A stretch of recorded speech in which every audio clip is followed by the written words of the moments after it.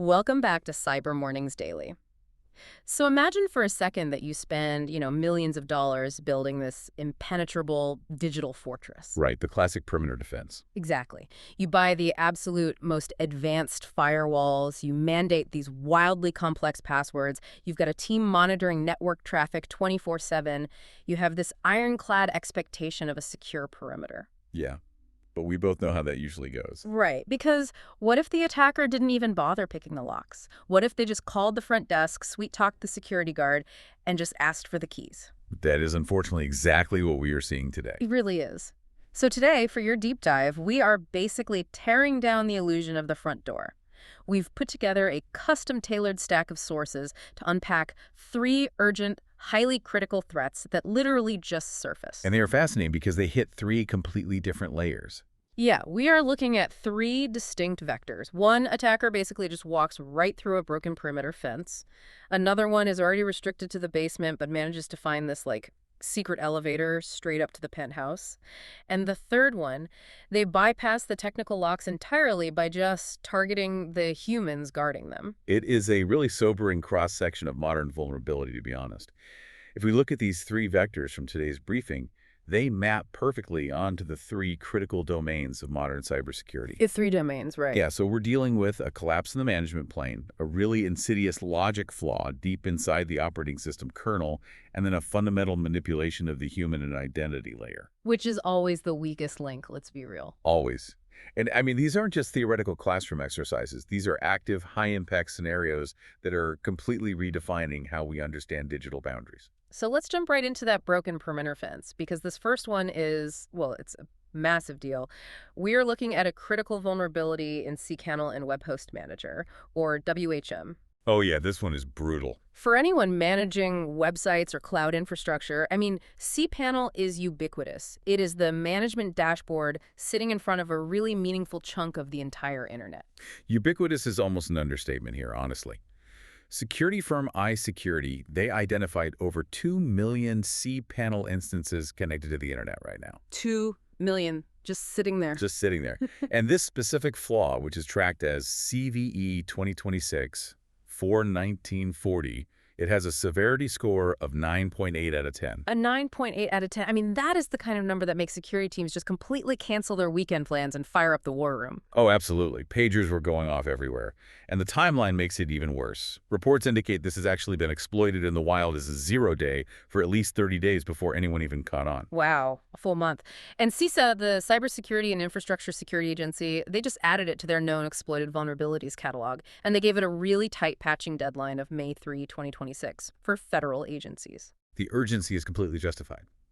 To really understand why this is a 9.8, we have to look at the actual mechanism of the attack. Right. How does it actually work? So Rapid7 at Watchtower Labs published some great technical specifics on this, and it all comes down to an unauthenticated authentication bypass. Okay, an unauthenticated authentication bypass. That sounds like a complete oxymoron.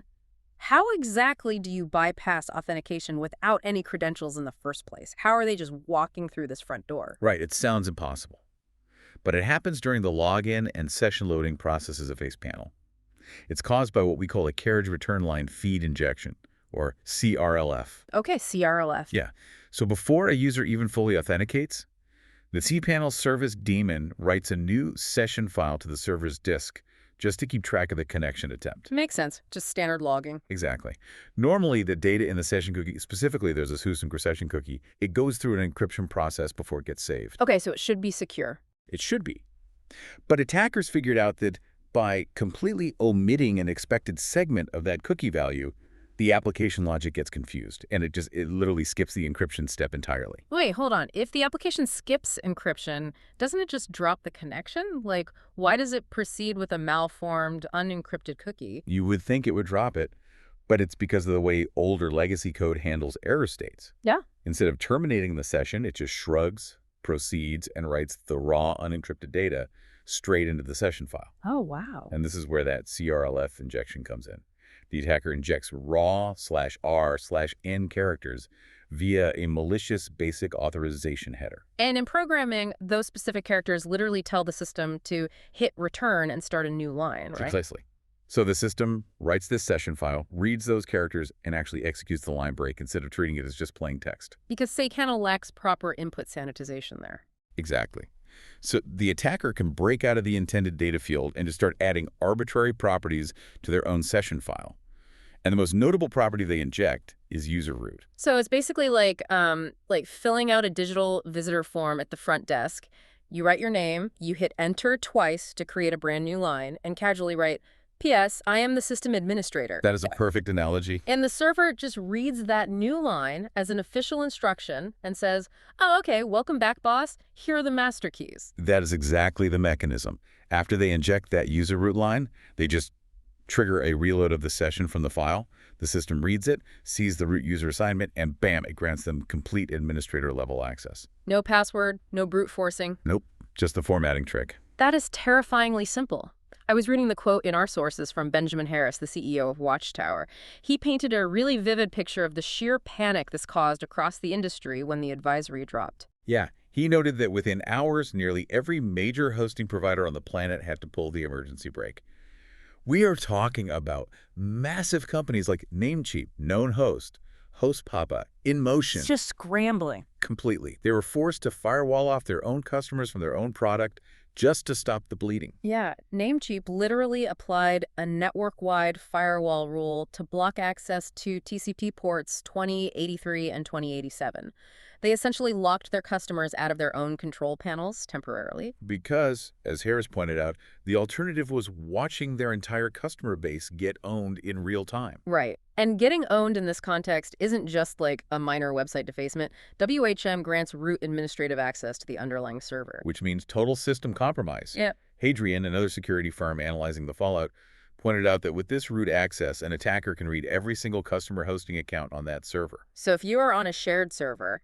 Oh, if you're on a shared server, they can modify your databases, install persistent malware, steal other clients' credentials, and just use that server as a launching pad to pivot deeper into internal enterprise networks. So bottom line, if you rely on cPanel and you haven't patched or verified that your hosting provider has applied the fix to versions after 1140, you are sitting behind a front door with a fundamentally broken lock. You really are. But, cPanel still relies on an external perimeter. What completely changes the threat model is when an attacker is already inside the house, right? Like running code on your machine, but restricted to the basement. How do they get to the penthouse? This is a great pivot. Because this brings us to a vulnerability in the Linux kernel, tracked as CVE 2026-31431. The security community has dubbed it copy fail. Copy fail. Yeah, it's a local privilege escalation flaw, or LPE. It has a CVSS score of 7.8, and CISA just added this to their mandatory patching list as well, with a deadline of May 15, 2026. And the craziest detail to me from the reports. This bug has been sitting in the Linux kernel for 9 years. 9 years. Unnoticed by thousands of open source developers and security auditors. How does that even happen? It is such a fascinating case study in software complexity. Researchers from Theory and Zint found that this is a logic bug deep inside the Linux kernel's authentication cryptographic template. Okay. And this wasn't just a single catastrophic mistake by one developer. It was actually introduced through 3 separate, individually harmless code changes made in 2011, 2015, and 2017. Wow. So separately, these commits were perfectly fine. Exactly. They passed review and everything. But together, they created this emergent property, a perfect storm. A perfect storm that can be exploited by a tiny 732-byte Python script, which is wild. Kaspersky noted that versions of this exploit written in Go and Rust are already floating around in open source repositories and dark web forums. So how does this tiny script actually work? What is it attacking? It attacks something called the in-memory page cache. So in Linux, when you run a program, the operating system doesn't read it continuously from the slow physical hard drive. Right, that would be way too slow. Exactly. It loads parts of that executable file into the system's active RAM, into the page cache. It makes everything incredibly fast. What copy fail allows an attacker to do is leverage that cryptographic flaw to corrupt the in-memory page cache for any readable file on the system. Okay, so it's almost like the operating system is a really busy restaurant kitchen. The hard drive is the master recipe book locked away in the manager's office, but the page cache is the little sticky note the chef is actively reading right there on the line. Yeah. So the attacker isn't breaking into the office to rewrite the heavy physical book. They're just slipping a fake sticky sticky note onto the line while the chef is actively cooking. That is the absolute perfect way to visualize it. By corrupting the page cache, they modify executables, like the su command, which grants superuser access. They modify it at execution time. So the file on the physical disk remains completely untouched. Completely pristine. Okay, but let me push back on this for a second, because if the attacker is already inside the system, right, and they are able to run this Python script, isn't it already game over? I mean, they are in the network. Why is a local bug making CISA's extremely urgent known exploited vulnerabilities list right alongside that massive 9.8 remote cPanel bug? That's a fair question. The Microsoft Defender Security Research Team highlighted that while this cannot be exploited remotely in isolation, it becomes highly impactful when chained with a low-level initial access vector. Like what? Think about a stolen SSH key for a junior developer, or maybe a compromised CI/CD pipeline job in the automated factory floor where code is built and deployed. But the real danger, the real reason the alarm bells are ringing right now, comes down to cloud infrastructure. You mean containerized environments, Docker, Yeah. Kubernetes. Exactly. Kaspersky's analysis points out that in containerized environments, processes inside a container are granted access to this vulnerable cryptographic subsystem by default. But a container is supposed to be a secure, isolated sandbox, isn't it? It is supposed to be. But an attacker who only has access to a lockdown container can use copy-fail to breach that isolation entirely, because the container shares the kernel with the host. So corrupting the page cache from inside the container corrupts it for the underlying physical host machine. Oh, wow. So they break out of the basement and take over the entire apartment building. Exactly. And because they are only altering the memory cache, the detection for this must be an absolute nightmare. Wiz, the cloud security company, noted that the exploit uses entirely legitimate system calls. It is incredibly hard to distinguish from normal application behavior. Because normally, standard antivirus or endpoint detection and response tools, they scan files dropped on a disk, right? They look for known malicious binaries. Right. But here, there are no malicious files dropped. The ledger, the hard drive, looks completely normal. The reality in memory has simply been rewritten. That is wild. Okay, so we've talked about manipulating session files to bypass external perimeters, and we've talked about corrupting memory caches to escalate privileges internally. These are highly technical, code-level exploits. But what if the attacker doesn't want to bother with complex code or memory registers at all? They often don't. Right. What if they just target the trust architecture itself? Which brings us to a threat that is currently keeping security operations centers awake at night. We are looking at the activities of two highly aggressive cybercrime groups, Cordial Spider and Snarky Spider. Yeah, our sources indicate these groups have been active since at least October 2025. And Snarky Spider actually has ties to a massive English-speaking e-crime ecosystem known as the COM. Yeah, the COM is a huge player here. And they aren't going after local servers. They are targeting major SaaS environment software as a service. We are talking about the lifeblood of modern business. Google Workspace, Microsoft SharePoint, Salesforce, HubSpot, and they are moving with terrifying speed. Speed and stealth are their primary weapons. CrowdStrike's counter-adversary operations team released a report calling these rapid, high-impact attacks, and they're operating almost entirely within the confines of trusted SaaS environments. They use living off the land techniques, right? Exactly, meaning they just use the system's own legitimate administrative tools against it. Right, so there is no malware to detect because they're just using normal features. And Palo Alto Networks noted they're also using residential proxies. This is a huge part of their stealth. Yeah, they route their traffic through compromised home internet connections, so their logins look like they are coming from a normal neighborhood in Ohio or Texas instead of, a known malicious server farm overseas. But how are they actually getting these high-level credentials to log in? They rely heavily on vishing, voice phishing. They simply pick up the phone and call the targeted employees. They bypass the firewall with a phone call. Unbelievable. They really do. They heavily research their targets on LinkedIn and company directories, and then they impersonate IT help desk staff over the phone. And they build rapport. Right. They build rapport. They create a sense of urgency about a supposed security issue or maybe an email migration, and they direct the employee to a malicious login page. But this isn't just a fake static website. It's an adversary in the middle, or ATM infrastructure. Okay, so the employee goes to this link, types in their username and password, thinking it's the real company portal, and the ATM page captures those credentials, but instead of just logging it in a database somewhere, it actively proxies the connection, right? Like it passes the credentials to the real login page in real time. Exactly. And this real-time proxying is absolutely crucial because of multi-factor authentication. Wait, hold on. My own company's MFA sends me an alert the second I log in from a new laptop, or it prompts my phone for an authenticator code. Even if they steal the initial password and pass it through, how are they bypassing the MFA prompt and staying hidden on the network? Because the ATM infrastructure captures the MFA code too. Yeah. Yeah. When the real Microsoft or Google server asks for the code, the fake site passes that prompt to the user. The user types in the code, the fake site hands it back to the real server, and then the real server issues a valid session cookie. Whoa. And the attackers intercept that session cookie. They don't just have the password anymore. They have the authenticated token itself, the golden ticket. So they take that session cookie, inject it into their own browser, and they are fully authenticated. And their very first move, the literal second they are in, is to register a brand new device of their own to the victim's account. An authenticator app or a security key that they control. Exactly. This ensures they have persistent access without ever needing to trick the user into providing an MFA code again. But wait, hold on. Registering a new device to an enterprise account usually triggers an automated security alert, like an email that says, a new device has been added to your account. If I saw that, I'd immediately call the real IT department. Which is why the playbook of Cordial Spider and Snarky Spider is so sinister.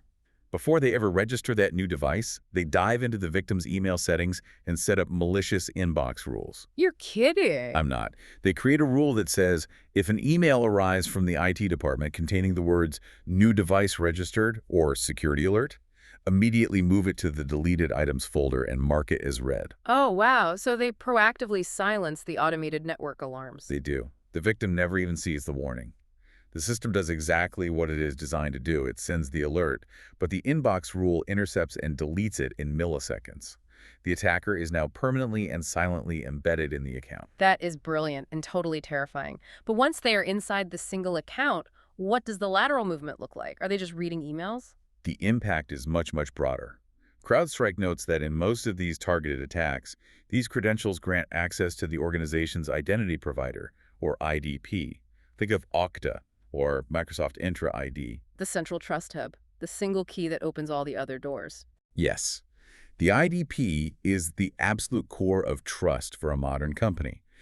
By compromising the IDP session, the adversaries don't need to figure out how to hack Google Workspace and then separately figure out how to bypass Salesforce security and then breach SharePoint. Right. They just use that one trusted, authenticated session cookie to move laterally across the entire SaaS ecosystem. Because all those downstream apps inherently trust the IDP, so they just open the internal employee directory, scrape it to find high-privileged targets, locate the business-critical financial reports or intellectual property, and just exfiltrate the data. Yep. And because they are using legitimate SSO tokens from a residential IP address, it just looks like a really productive employee logging into a bunch of apps on a Tuesday afternoon. They completely bypass the need for complex malware, zero-day code exploits, or network perimeter breaches.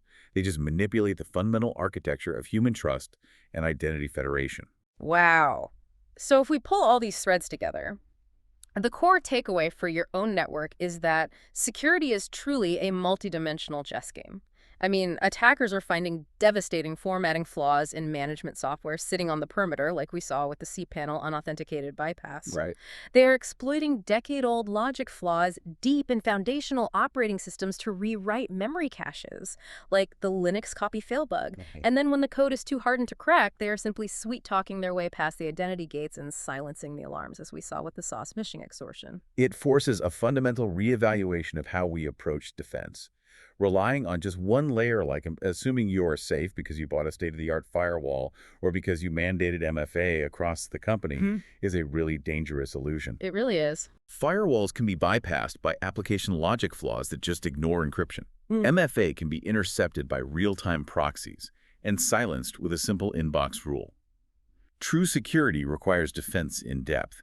You have to assume breach. You have to monitor the behavior of the entities inside the network, not just the boundaries keeping them out. Defense in depth. It is really the only practical way forward when the threat model shifts this rapidly. But I want to leave you with a final, lingering thought to ponder long after this deep dive ends. Consider that Linux vulnerability we discussed. The 9-year-old one. Yeah. It sat hidden in plain sight for 9 years. It wasn't injected by a malicious nation-state hacker in the dead of night. It was accidentally created by 3 separate, innocent-looking, perfectly legitimate code changes made over 6 years by well-meaning or highly skilled developers. Just normal updates. Exactly. It makes you wonder, what perfectly normal, everyday system that you completely rely on today is silently harboring tomorrow's most devastating zero-day flaw? What assumptions about your own digital safety are you making right now that might already be obsolete?